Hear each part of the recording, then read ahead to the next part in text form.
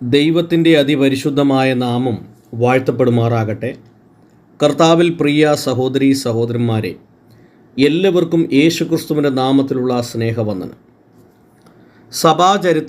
സഭാചരിത്ര സംഗ്രഹം എന്ന reverend doctor C.E. എബ്രഹാമിൻ്റെ പുസ്തകത്തിൽ അതിൻ്റെ 21-ാമത്തെ അധ്യായത്തിലേക്ക് നിങ്ങളുടെ ശ്രദ്ധയെ ക്ഷണിക്കുവാൻ ആഗ്രഹിക്കുകയാണ്.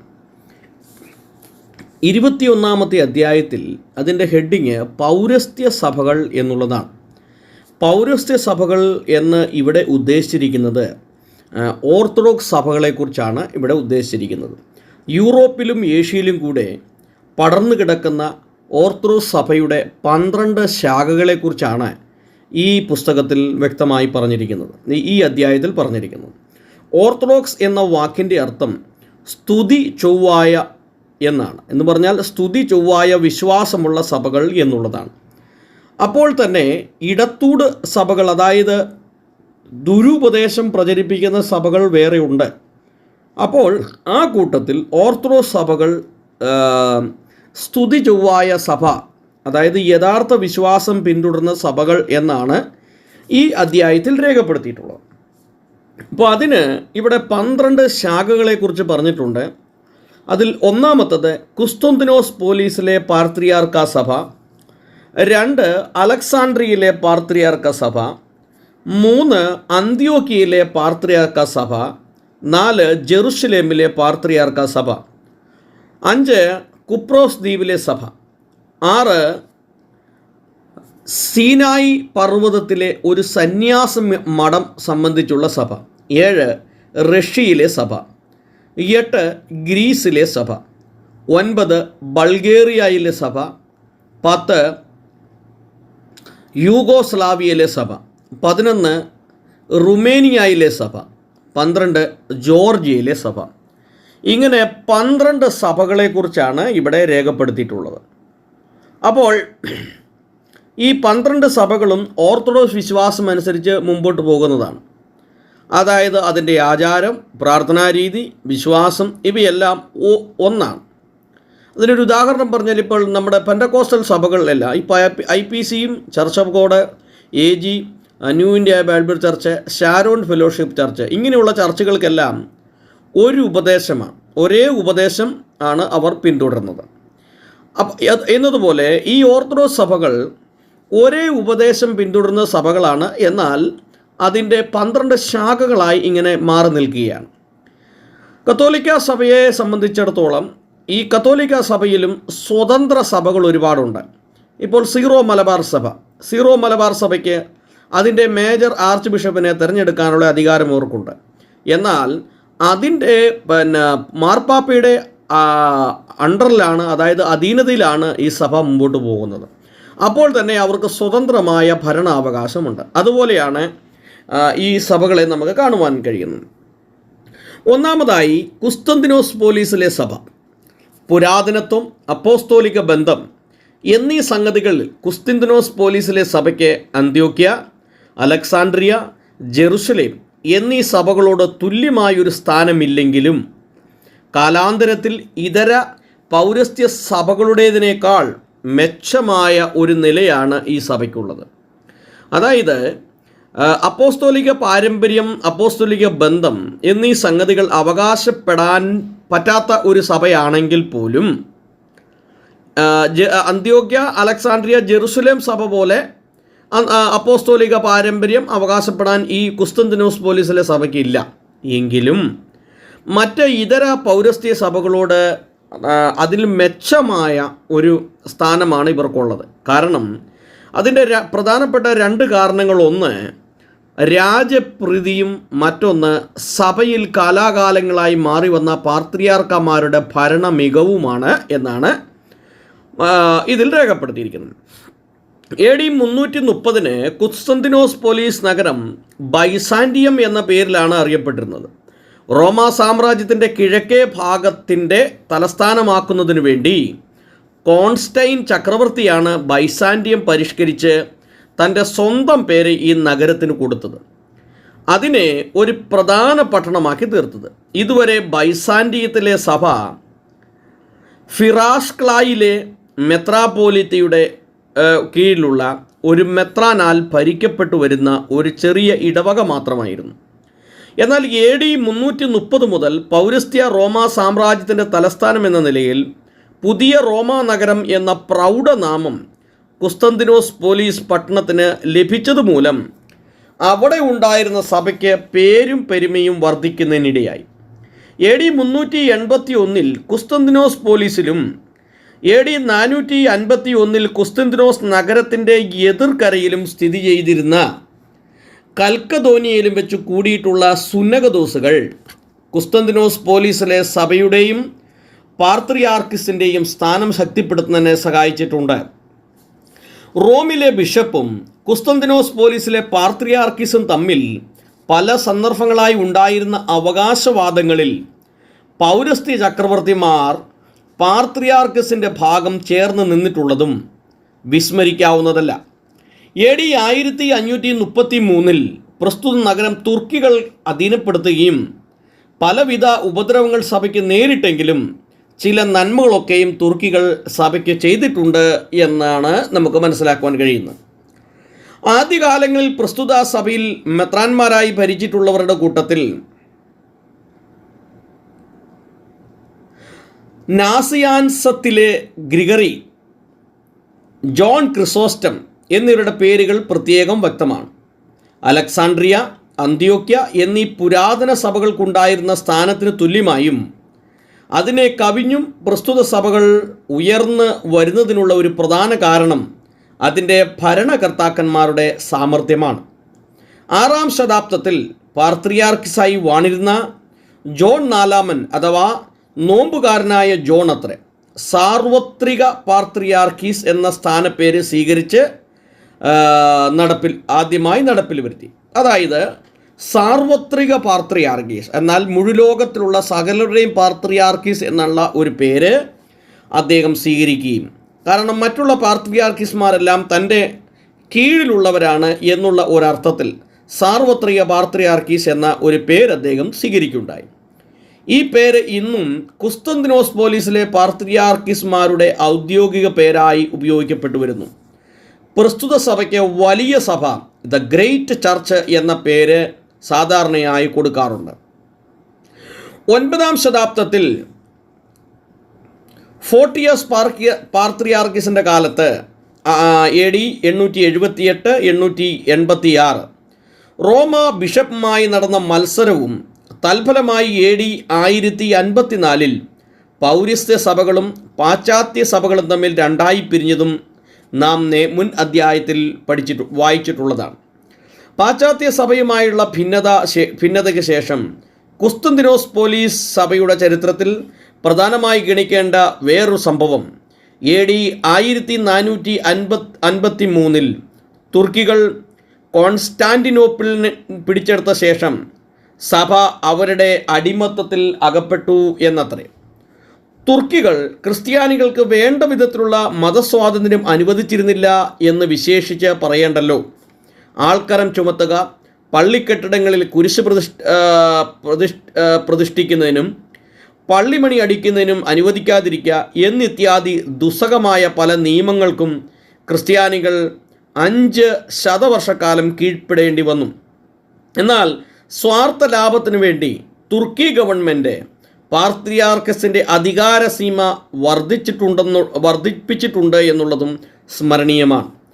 ഒരു കാലത്ത് അലക്സാണ്ട്രിയ, അന്ത്യോക്യ, ജെറുസലേം, ബാൾക്കൻ രാജ്യങ്ങൾ എന്നീ സ്ഥലങ്ങളിലുള്ള സഭകളുടെ മേൽ കുസ്തന്തിനോസ് പോലീസിലെ പാർത്രിയാർക്കിസിനെ ആത്മീകവും ലൗകികവുമായ അധികാരങ്ങൾ ലഭിച്ചിരുന്നു. 2. അലക്സാണ്ട്രിയയിലെ സഭ. വിശുദ്ധ മർക്കോസിനെ തങ്ങളുടെ സഭയുടെ സ്ഥാപകനായി ഗണിച്ചു പോരുന്ന അലക്സാണ്ട്രിയയിലെ സഭ പുരാതന സഭാചരിത്രത്തിൽ ഏറ്റവും പ്രശസ്തമായ സ്ഥാനം സമ്പാദിച്ചിട്ടുള്ള ഒരു ചെറിയ സഭയത്രേ. കുസ്തന്തിനോസ് പോലീസ് സ്ഥാപിക്കുന്നതിന് മുമ്പ് റോമാ സാമ്രാജ്യത്തിലെ 2ാമത്തെ പ്രധാന പട്ടണം എന്നുള്ള നാമം വഹിച്ചുകൊണ്ടിരുന്നതും കച്ചവടത്തിനും തത്വജ്ഞാനത്തിനും ഒന്നുപോലെ കേൾവി കേട്ടിരുന്ന അലക്സാണ്ട്രിയ നഗരമായിരുന്നു. ക്ലമന്തിൻ്റെയും ഒറിജിൻ്റെയും നേതൃത്വത്തിൽ ക്രൈസ്തവ ലോകമെമ്പാടുമുള്ള വിഖ്യാതി നേടിയിരുന്ന വൈദിക അഭ്യാസനശാലയെക്കുറിച്ചും ഈജിപ്തിലെ മരുഭൂമിയിൽ കൂട്ടമായി പാർക്കുന്ന സന്യാസി സമൂഹത്തെക്കുറിച്ചും അലക്സാണ്ട്രിയയിലെ പുരാതന മെത്രാന്മാരും പാത്രിയാർക്കിസ്മാരുമായ മഹാനായ ദിവന്യാസ്യോസ് അറിയൂസിനെ സ്ഥാനഭ്രംശം ചെയ്ത ധീരനായ അലക്സാണ്ടർ, വൈദിക വിജ്ഞാന ശിരോമണിയും ധീരയോദ്ധാവുമായ കൂറിലോസ് എന്നിവരെക്കുറിച്ചും സന്ദർഭമനുസരിച്ച് പല വിവരണങ്ങൾ ഈ പുസ്തകത്തിൽ ഓരോ ഭാഗത്ത് രേഖപ്പെടുത്തിയിട്ടുണ്ട്. അന്ത്യോക്യയിലെ സഭയുടെ ഐശ്വര്യം ക്ഷയോന്മുഖമായി തീരുന്നതിനുള്ള പ്രധാന കാരണം ഏക സ്വഭാവ വാദോപദേശത്തിൻ്റെയും ഇസ്ലാം മതത്തിൻ്റെയും ആക്രമണമാണ്. സത്യവിശ്വാസത്തിനു വേണ്ടി സധൈര്യം പോരാടിയിരുന്ന കൂർലോസിൻ്റെ പിൻഗാമിയായി പാത്രിയാർക്ക സിംഹാസനത്തിൽ എത്തിച്ചേർന്ന ദിയസ്കോറസ് AD 445-451 കൽക്കദോനിയിലെ സുനഗദോസിൽ വെച്ച് ഒരു ഇടത്തൂട്ടുകാരനായി ഭ്രഷ്ടനാക്കപ്പെട്ടു എന്നോർക്കുമ്പോൾ വിശ്വാസം സംബന്ധിച്ച കാര്യങ്ങളിൽ 5-ാം ശതാബ്ദത്തിൽ പ്രസ്തുത സഭയുടെ നില ഏത് വിധത്തിലായിരുന്നു എന്ന് ഊഹിക്കാവുന്നതാണ്. ദിയസ്കോറസിൻ്റെ മരണശേഷം സഭ രണ്ടായി പിരിഞ്ഞു. ചക്രവർത്തിയുടെ നിർബന്ധപ്രകാരം കൽക്കദോന്യ സുനഗദോസിൻ്റെ തീരുമാനത്തിന് വഴങ്ങിയവർ മെൽകായിറ്റ് എന്ന പേരിലും അതിനെ എതിർത്ത് ദിയസ്കോറസിൻ്റെ ഉപദേശം സ്വീകരിച്ചവർ കോപ്റ്റിക് എന്ന പേരിലും അറിയപ്പെട്ടു വരുന്നു. ഇപ്പോഴത്തെ ഈജിപ്തിലെ ദേശീയ സഭയായ കോപ്റ്റിക് സഭ ദിയസ്കോറസിനെയും അദ്ദേഹത്തിൻ്റെ പിൻഗാമിയായ തിമോത്തിയോസിനെയും തങ്ങളുടെ നായകന്മാരായി സ്വീകരിച്ചിരിക്കുന്നു. മുഹമ്മദിയർ ഈജിപ്തിനെ ആക്രമിച്ചപ്പോൾ കോപ്റ്റിക് വർഗക്കാർ തങ്ങളുടെ ശത്രുക്കളായ മെൽകായിറ്റുകാരോട് പകവീട്ടുന്നതിന് വേണ്ടി ക്രൈസ്തവേതരരായ അറബികളുടെ കൂട്ടത്തിൽ ചേർന്ന് തങ്ങളുടെ ക്രിസ്തീയ സഹോദരങ്ങളെ ഒറ്റിക്കൊടുത്തു. ഈ രണ്ട് വിഭാഗങ്ങൾ തമ്മിൽ വലിയ ഒരു ശത്രുതയാണ് വെച്ച് പുലർത്തിയിരുന്നത്. അതായത് സഭ രണ്ടായി പിരിഞ്ഞു, മെൽകായിറ്റ് എന്നും കോപ്റ്റിക് എന്നും.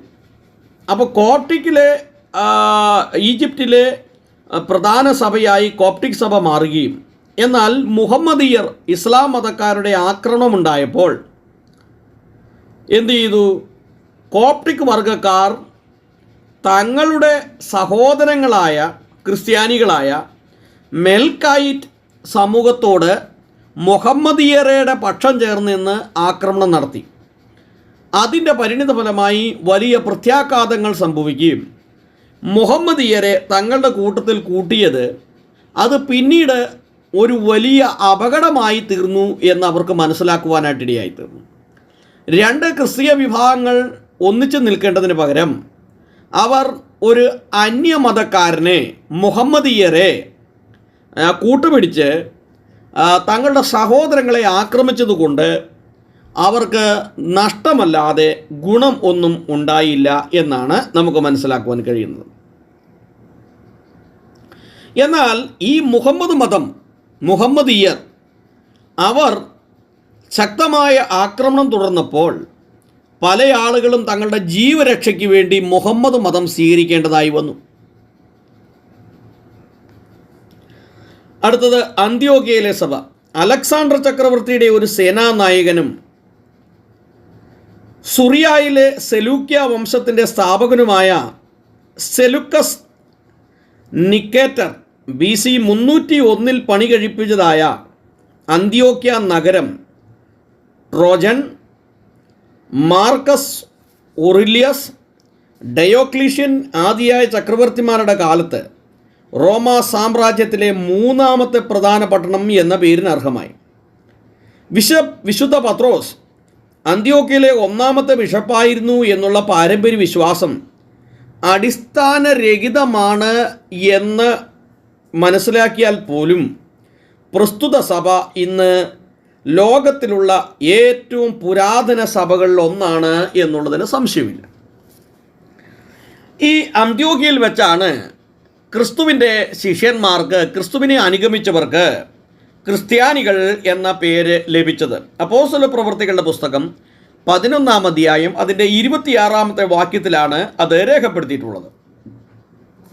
രക്തസാക്ഷിയായി മരിച്ച വിശുദ്ധ ഇഗ്നാത്യോസ് ആദിയായ അന്ത്യോക്യയിലെ ചില ബിഷപ്പ്മാർ ചരിത്ര പ്രസിദ്ധി ലഭിച്ചിട്ടുള്ളവരാണ്. അപ്പോൾ അന്ത്യോക്യയിലെ സഭയാണ് ഏറ്റവും പുരാതനത്വം അവകാശപ്പെടാൻ പറ്റിയ സഭ. കാരണം അവിടെ വെച്ചാണ് ക്രിസ്ത്യാനികൾ യേശുവിനെ പിൻഗമിച്ചവർക്ക് ക്രിസ്ത്യാനികൾ എന്ന പേര് ലഭിക്കുവാൻ ഇടയായിത്തീർന്നത്. വിശുദ്ധ ഇഗ്നാത്യോസിൻ്റെ പിൻഗാമികളിൽ ഒരുവനും അന്ത്യോക്യയിലെ ബിഷപ്പുമായിരുന്ന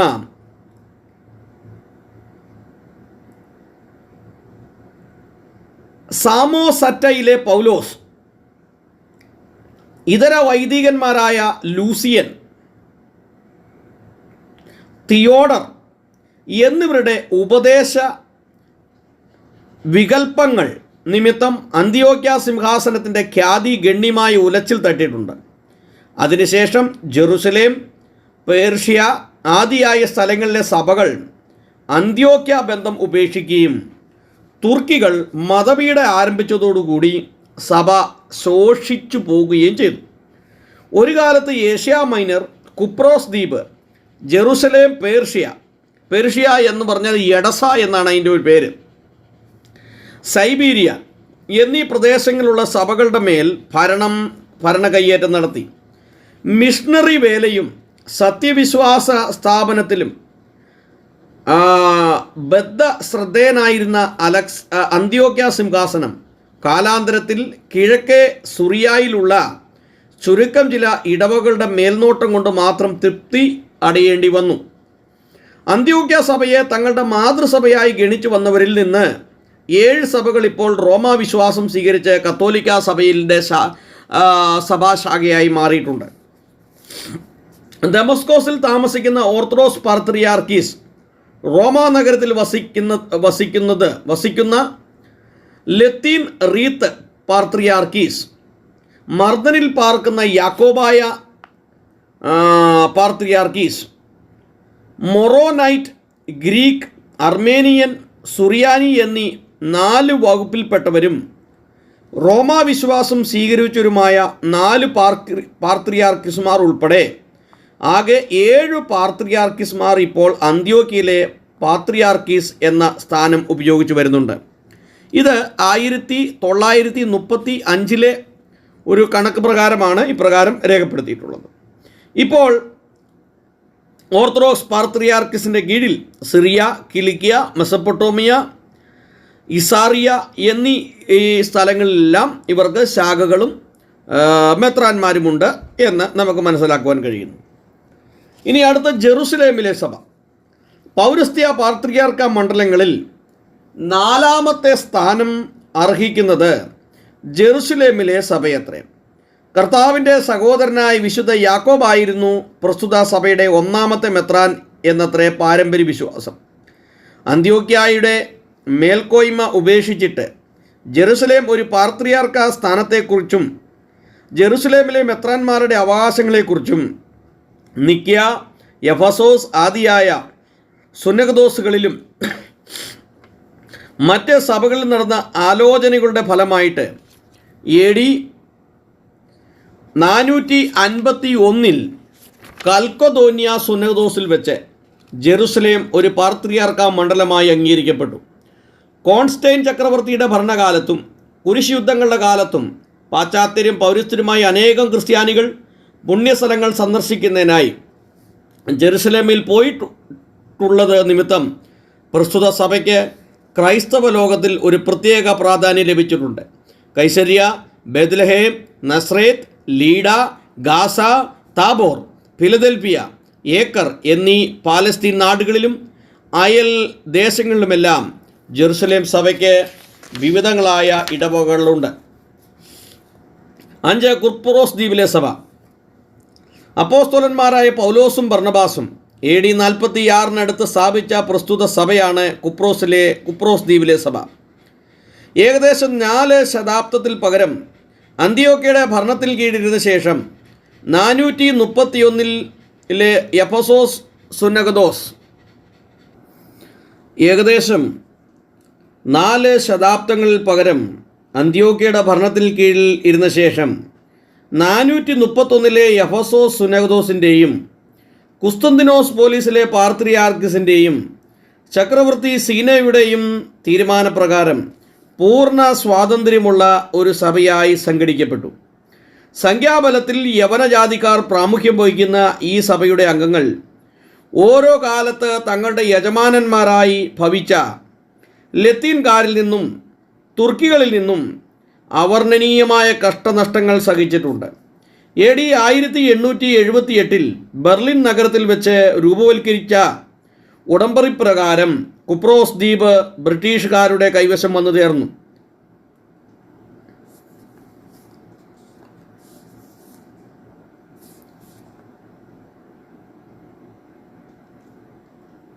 ഇവിടുത്തെ ആർച്ച് ബിഷപ്പ് സിൽക്ക് രക്താംബരം ധരിക്കുക, ചെങ്കോൽ അംശപടിക്ക് പകരം ഉപയോഗിക്കുക, ചുവന്ന മഷി കൊണ്ട് ഒപ്പിടുക എന്നിത്യാദി റോമ ചക്രവർത്തിയായ സീനോ കൽപ്പിച്ചു കൊടുത്തിട്ടുള്ള ചില പദവികൾ ഇവിടുത്തെ പാത്രിയാർക്കിസ്മാർ ഇന്നും വിലമതിച്ചു വരുന്നു. അപ്പോൾ ഈ കുപ്രോസ് ദ്വീപിലെ സഭയുടെ ആർച്ച് ബിഷപ്പിന് സിൽക്കും രക്താംബരവും കൊണ്ടുള്ള വസ്ത്രം ധരിക്കുക, ചെങ്കോൽ പകരം അംശപടിക്ക് പകരം ചെങ്കോൽ ഉപയോഗിക്കുക, ഇത്തരത്തിലുള്ള കാര്യങ്ങളുണ്ട്. ഇത് രാജാവ് കൽപ്പിച്ചു കൊടുത്തിട്ടുള്ള റോമാ ചക്രവർത്തിയായ സീനോ കൽപ്പിച്ചു കൊടുത്തിട്ടുള്ള ഒരു അധികാരമാണ്. അപ്പോൾ ക്രിസ്തീയ സഭ ചക്രവർത്തിമാരുടെയോ അല്ലെങ്കിൽ രാജാക്കന്മാരുടെയോ അവരുടെ കൽപ്പനകൾക്ക് അനുസരിച്ച് പ്രവർത്തിക്കേണ്ടതല്ല, അവർ കൊടുക്കുന്ന അധികാരങ്ങളും അവകാശങ്ങളും ഉപയോഗിക്കേണ്ടതല്ല എന്നുള്ളതാണ് വേദപുസ്തകത്തിൽ നിന്ന് മനസ്സിലാക്കുവാൻ കഴിയുന്നത്. ഈ അംശവടിയോ അതുപോലെയുള്ള വസ്ത്രവേഷഭൂഷ വിധാനങ്ങളൊന്നും ക്രിസ്തീയ സഭയിൽ ഉള്ളതല്ല. അതൊക്കെ കാലാകാലങ്ങളിൽ തങ്ങളുടെ അധികാരത്തെ കാണിക്കാൻ വേണ്ടി ബിഷപ്പ്മാരും അതുപോലെ മെത്രാന്മാരും ഒക്കെ എടുത്ത് ഉപയോഗിച്ചിട്ടുള്ളതാണ് എന്നുള്ളതാണ് മനസ്സിലാക്കുവാൻ കഴിയുന്നത്. ഇനി റഷ്യയിലെ സഭ, റഷ്യയിലെ സഭ. റഷ്യയുടെ അപ്പോസ്തലൻ എന്ന പേരിന് സർവ്വതാ യോഗ്യനായി തീർന്ന വ്ളാഡിമർ ഒന്നാമൻ ചക്രവർത്തിയുടെ കാലത്ത് AD 984 കുസ്തന്തിനോസ് പോലീസിലെ സഭയുടെ മിഷണറി വേലയുടെ ഫലമായി റഷ്യ രാജ്യം ക്രിസ്തുമതം സ്വീകരിക്കുന്നതിന് ഇടയായത് നിമിത്തം വളരെ കാലത്തേക്ക് റഷ്യയിലെ സഭ അതിൻ്റെ മാതൃസഭയെ ആശ്രയിച്ച് നിന്നിരുന്നു. റഷ്യയിലെ ചക്രവർത്തിയായ ഇവാനോച്ചിൻ്റെ ഉത്സാഹത്താൽ AD 1589 മോസ്കോ നഗരത്തിൻ്റെ മെത്രാൻ റഷ്യയിലെ പൊതുവിലുള്ള സഭയുടെ പാത്രിയാർക്കീസ് എന്ന സ്ഥാനത്തേക്ക് ഉയർത്തപ്പെട്ടു. AD 1591 ഇതര പാത്രിയാർക്കിസ്മാർ ഈ നിശ്ചയത്തെ സ്ഥിരപ്പെടുത്തി. മോസ്കോ നഗരത്തെ പൗരസ്ത്യ സഭയുടെ 5ാമത്തെ പാത്രിയാർക്ക മണ്ഡലത്തിൻ്റെ കേന്ദ്രമായി അംഗീകരിക്കുകയും ചെയ്തു.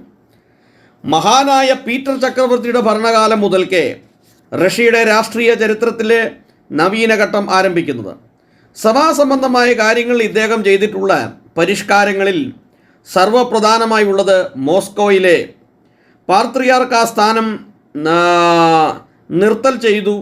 സഭാഭരണത്തിന് വേണ്ടി ചക്രവർത്തിയുടെ പ്രതിനിധിയും കുറേ മെത്രാന്മാരും ഉൾപ്പെടെ 12 അംഗങ്ങളുള്ള ഒരു വിശുദ്ധ സുന്നഗദോസ് രൂപപ്പെടുത്തി. ഇത് AD 1721 മഹായുദ്ധകാലത്ത് റഷ്യയിലുണ്ടായിരുന്ന വിപ്ലവത്തിൻ്റെ ആരംഭം വരെ റഷ്യയിലെ സഭ ചക്രവർത്തിയുടെ നിഴൽ പോലെ വേണ്ട വിധത്തിലുള്ള സ്വാതന്ത്ര്യം ലഭിക്കാതെ ആയിരുന്നു. എങ്കിലും 18-19 ശതാബ്ദങ്ങളിൽ സൈബീരിയ, ജപ്പാൻ, അലാസ്ക, അമേരിക്കൻ ഐക്യനാടുകൾ, സിറിയ, പേർഷ്യ, മഞ്ചൂറിയ എന്നീ സ്ഥലങ്ങളിൽ ഏറ്റവും വിസ്തൃതവും അഭിനന്ദനീയവുമായ രീതിയിൽ റഷ്യൻ സഭ മിഷണറി വേല ചെയ്തിട്ടുണ്ടെന്നുള്ള വാസ്തവം വിസ്മരിച്ചുകൂടാ. റഷ്യയിലെ മിഷണറി വീരന്മാരുടെ കൂട്ടത്തിൽ ആദ്യം കംചത്കായിലെ ബിഷപ്പും പിന്നീട് മോസ്കോയിലെ മെത്രാപോലിത്തയും ഓർത്തഡോക്സ് മിഷണറി സമൂഹത്തിൻ്റെ സ്ഥാപകനായ ഇന്നസെൻ്റ്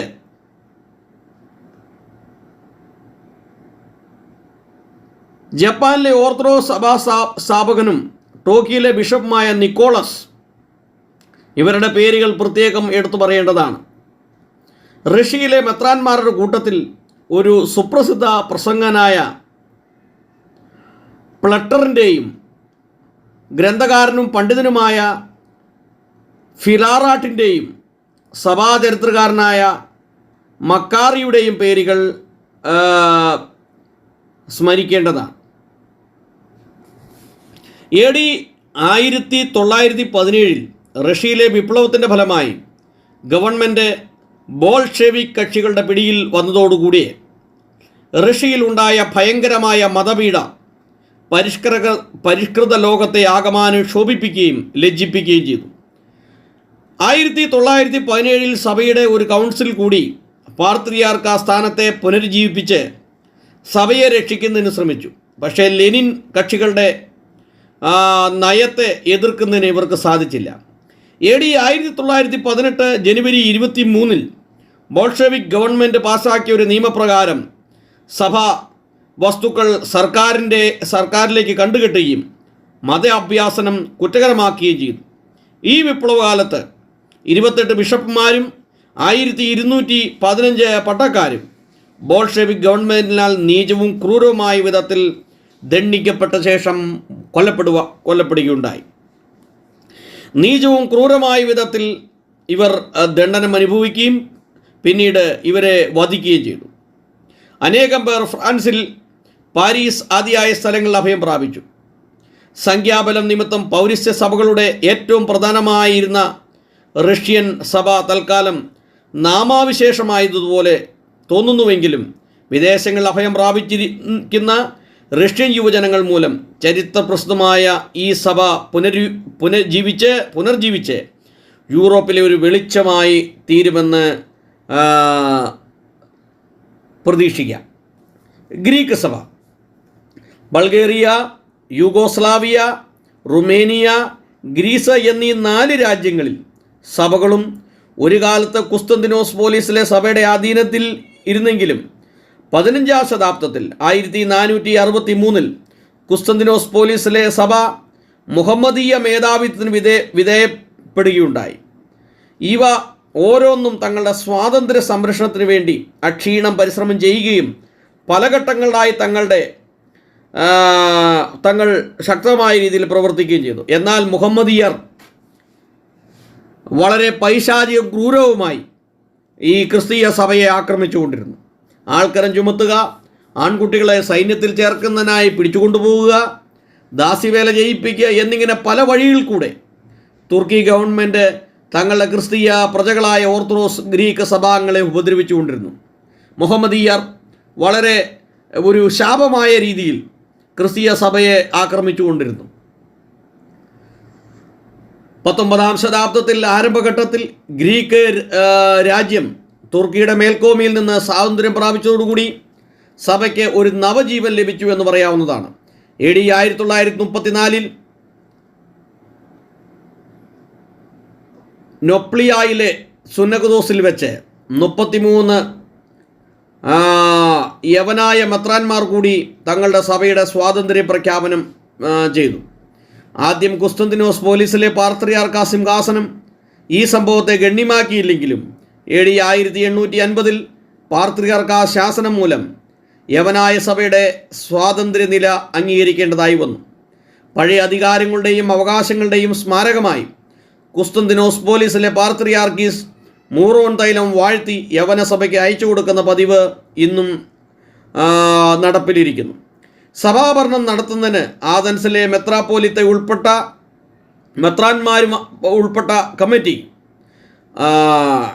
രാജീയ കമ്മീഷണർ എന്ന നിലയിൽ പാർലമെൻറ്റിൻ്റെ പ്രതിനിധിയായി ഒരു അൽമായക്കാരനും പ്രസ്തുത സുനകദോസിൻ്റെ അംഗമാണ്. ഇത് റഷ്യൻ സഭാഭരണത്തിൻ്റെ ഒരു പകർപ്പ് പോലെ തോന്നുന്നു. യവനായ സഭയുടെ അധീശനായ ആഥൻസിലെ മെത്രാപ്പോലിത്തയുടെ കീഴിൽ ഇപ്പോൾ പല മെത്രാന്മാരും ഇടവകളും ഉണ്ട്.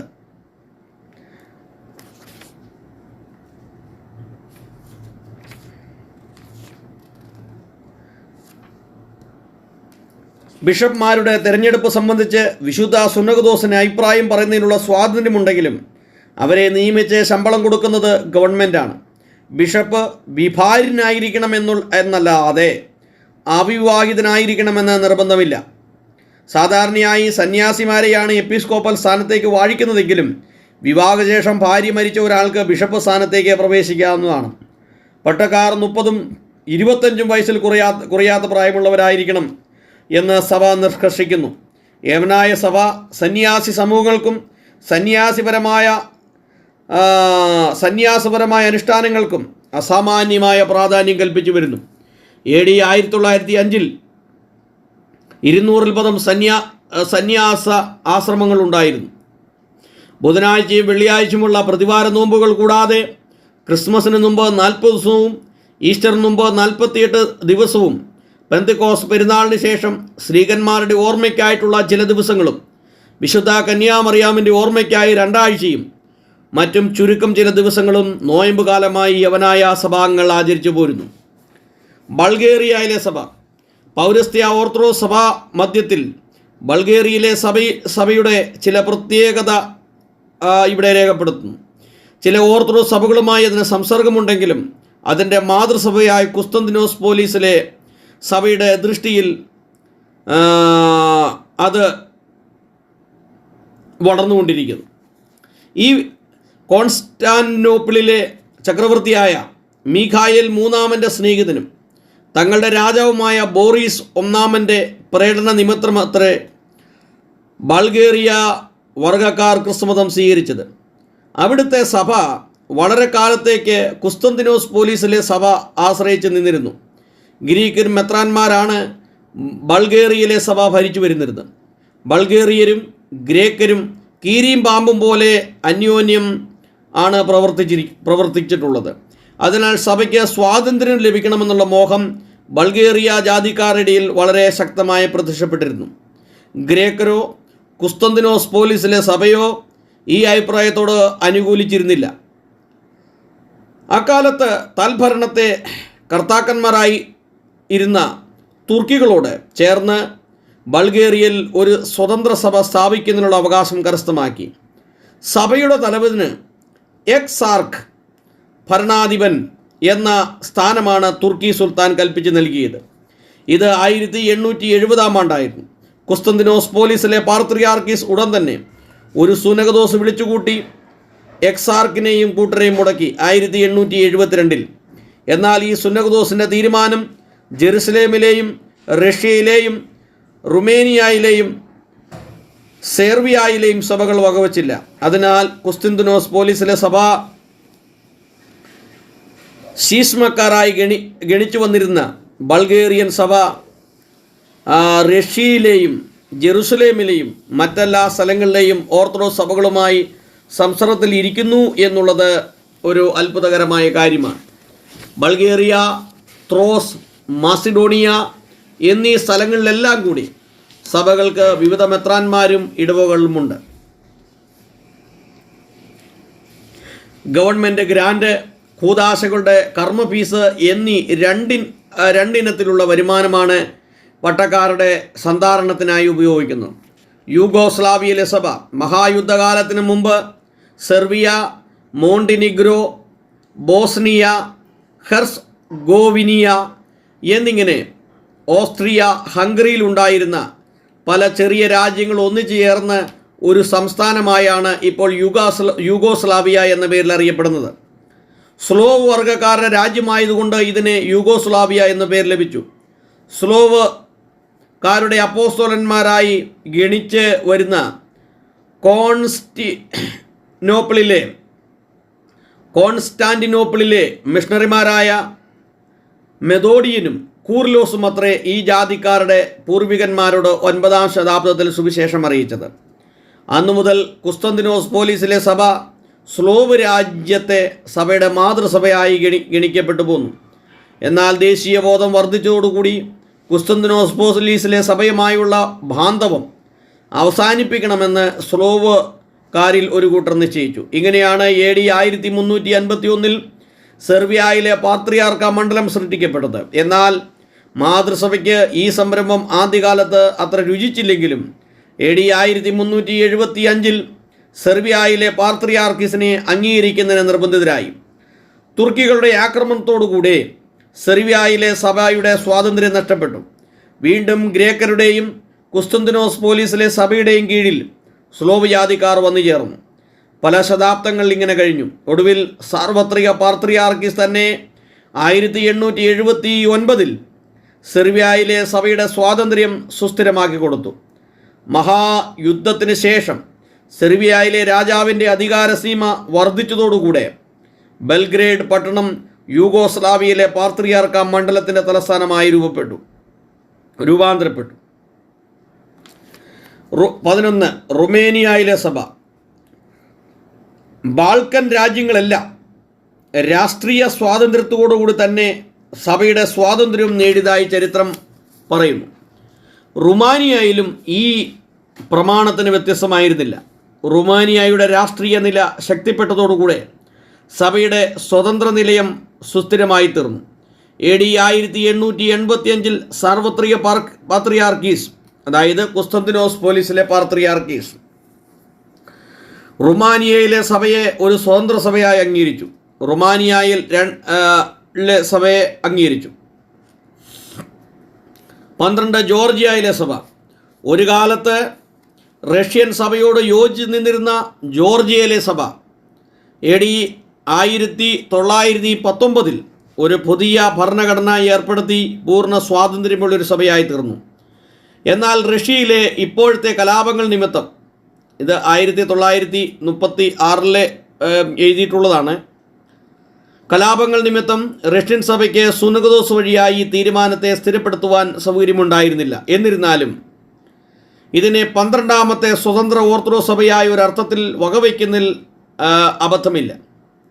ബൾഗേറിയയിലെ സഭ ഒഴിച്ച് മേൽ വിവരിച്ച പൗരസ്ത്യ ഓർത്തഡോക്സ് സഭാശാഖകളായ 12 സഭകളും അന്യോന്യം സംസർഗത്തിലാണ്. വിശ്വാസം, ആചാരങ്ങൾ, ആരാധന, ഭരണസമ്പ്രദായം മുതലായവയിൽ ഇവയ്ക്കെല്ലാം മിക്കവാറും ഐക്യരൂപമുള്ളതുകൊണ്ട് അന്യോന്യം സംസർഗം സാധിച്ചിരിക്കുന്നത്. ഇവരുടെ വിശ്വാസം, വിശുദ്ധ വേദപുസ്തകം, ആദ്യത്തെ 7 സാർവത്രിക സുനകദോസുകളുടെ തീരുമാനങ്ങൾ, വിശുദ്ധ പിതാക്കന്മാരുടെ ഉപദേശം, പ്രത്യേകിച്ച് ജോൺ ഡമാസിൻ്റെ ഓർത്തഡോക്സ് വിശ്വാസം എന്ന ഗ്രന്ഥം എന്നിവയിൽ അടിസ്ഥാനപ്പെട്ട ഒരു വിശ്വാസമാണ് ഇവർക്കുള്ളത്. വിശ്വാസരേഖകളിൽ സർവപ്രധാനമായി കരുതിപ്പോരുന്നത് നിക്കയിലെ വിശ്വാസ പ്രമാണമാണ്. ഈ സഭകൾക്കെല്ലാം 7 കൂദാശകളും പരിശുദ്ധന്മാരോടുള്ള അപേക്ഷയും മരിച്ചവർക്ക് വേണ്ടിയുള്ള പ്രാർത്ഥനയുമുണ്ട്. ആരാധന. പ്രത്യേക റീത്തുകാരൊഴികെയുള്ള റോമൻ കത്തോലിക്കരെല്ലാം ലത്തീൻ ഭാഷ ഉപയോഗിക്കുന്നത് പോലെ സഭയുടെ ആരാധന ഭാഷയായി പൗരസ്ത്യ ഓർത്തഡോക്സ് സഭ ഏതെങ്കിലും ഒരു ഭാഷ സ്വീകരിച്ചിട്ടില്ല. ഓരോ ജാതിയും അവരുടെ മാതൃഭാഷയിലോ ഇതര ഭാഷയിലോ ആരാധന നടത്തി വരുന്നു. തക്സകൾ സംബന്ധിച്ച് ഐക്യരൂപം ഇല്ല. എന്നാൽ പ്രസ്തുത സഭകളെല്ലാം ഉപയോഗിച്ചിരിക്കുന്ന തക്സാകളുടെ പ്രധാന ഭാഗങ്ങൾ അന്യോന്യം അടുത്ത ബന്ധമുള്ളവയാണ്. നമ്മുടെ കർത്താവായ യേശു ക്രിസ്തുവിനെക്കുറിച്ചുള്ളവ, ദൈവമാതാവിനെക്കുറിച്ച് സംബന്ധിക്കുന്നവ, വിശുദ്ധന്മാരെ സംബന്ധിക്കുന്നവ എന്നിങ്ങനെ 3ആയി തരംതിരിച്ചിട്ടുണ്ട്. നോമ്പുകളുടെ സംഖ്യയും ആചാരരീതിയും മിക്കവാറും ഒന്നു തന്നെ. ജനന പെരുന്നാൾ, ഉയർപ്പ് പെരുന്നാൾ ആദിയായവരുടെ തീയതി സംബന്ധിച്ച് പാശ്ചാത്യ പൗരസ്ത്യ സഭകൾ തമ്മിൽ കണ്ടുവരുന്ന വ്യത്യാസത്തിൻ്റെ കാരണം പൗരസ്ത്യ സഭകൾ ജൂലിയൻ പഞ്ചാംഗവും പാശ്ചാത്യ സഭകൾ ഗ്രിഗോറിയൻ പഞ്ചാംഗവും അനുസരിച്ച് പെരുന്നാളുകളുടെ തീയതി നിശ്ചയിക്കുന്നു എന്നുള്ളതാണ്. ആരാധനകളിൽ പ്രസംഗത്തിന് വലിയ സ്ഥാനമില്ല. ഭരണരീതി. പൗരസ്ത്യ ഓർത്തഡോക്സ് സഭകളെ യോഗമായി ബന്ധിപ്പിച്ച് നിർത്തിയിരിക്കുന്ന വേറൊരു സംഗതി അവരുടെ ഭരണരീതിയുടെ യോജിപ്പത്രേ. പ്രസിദ്ധ സഭകൾ എല്ലാം തന്നെ എപ്പിസ്കോപ്പൽ ഭരണ സമ്പ്രദായം സ്വീകരിക്കുന്നവയാണ് എന്നെടുത്തു പറയേണ്ടതില്ലല്ലോ. പുരാതന സുനകദോസിൻ്റെ തീരുമാന സഞ്ചയമാകുന്ന കാനോൻ പ്രമാണമനുസരിച്ചാണ് സഭാഭരണം പാത്രിയാർക്കീസും മെത്രാപ്പോലിത്തമാരും നടത്തിവരുന്നത്. അൽമായർക്ക് സഭാഭരണത്തിൽ സ്ഥാനമില്ല. പൗരസ്ത്യ സഭകളിൽ പട്ടക്കാരെ പോലെ തന്നെ സന്യാസിമാരെയും സന്യാസിനി സമൂഹങ്ങളെയും ജനങ്ങൾ ബഹുമാനിച്ചു വരുന്നു. പാശ്ചാത്യ രാജ്യങ്ങളിലെ പോലെ ദയറാകൾ പരിപൂർണ സ്വതന്ത്ര ഭരണം സ്വീകരിച്ചിട്ടില്ല. മിക്ക ദയറാകളും മെത്രാന്മാരുടെ മേൽനോട്ടത്തിലാണ് ആയിരിക്കുന്നത്. സഭാഭരണം സംബന്ധിച്ച് കാലദേശസ്ഥിതി അനുസരിച്ച് ആവശ്യമായിരിക്കുന്ന ഭേദഗതികൾ ഉണ്ടാക്കുന്നതിന് പൗരസ്ത്യ സഭകൾ മടിക്കുന്നില്ല എന്നുകൂടെ ഓർമ്മപ്പെടുത്തുവാൻ ആഗ്രഹിക്കുക. അപ്പോൾ ഇതാണ് നമ്മൾ കാണുന്ന പൗരസ്ത്യ സഭകളെക്കുറിച്ച് കാണുന്നത്. പൗരസ്ത്യ സഭകളിൽ പ്രധാനമായും ഓർത്തഡോക്സ് സഭയുടെ 12 ശാഖകളെ നമ്മൾ കണ്ടു. കുസ്തന്തീനോസ് പോലീസിലെ പാത്രിയാർക്ക സഭ, അലക്സാണ്ട്രിയയിലെ പാത്രിയാർക്ക സഭ, അന്ത്യോക്യയിലെ പാത്രിയാർക്ക സഭ, ഇങ്ങനെ 12ഓളം ഓർത്തഡോക്സ് സഭയുടെ ശാഖകളെ കണ്ടു. ഇവരുടെ വലിയൊരു പ്രത്യേകത എന്ന് പറയുന്നത് ഇവരുടെ ആചാര രീതി, പ്രാർത്ഥനാ രീതി ഇതെല്ലാം ഏക സ്വഭാവമുള്ളതാണ് എന്നുള്ളതാണ് മനസ്സിലാക്കുവാൻ കഴിയുന്നത്. വിശ്വാസം, ആരാധന, ഭരണരീതിയെല്ലാം ഏതാണ്ട് ഒരു രീതി തന്നെയാണ് ഇവർ പിന്തുടർന്നത്. അങ്ങനെ 21-ാമത്തെ അധ്യായം കംപ്ലീറ്റ് ആയി. ഇനി 22-ാമത്തെ അധ്യായത്തിലേക്ക് കിടക്കാം. പൗരസ്ത്യ സഭകളുടെ തുടർച്ച എന്നുള്ളതാണ് 22-ാം അധ്യായത്തിൽ നമുക്ക് കാണുവാനായിട്ട് സാധിക്കുന്നത്. അവിടെയും ചില സഭകളെക്കുറിച്ച് രേഖപ്പെടുത്തിയിരിക്കുന്നു.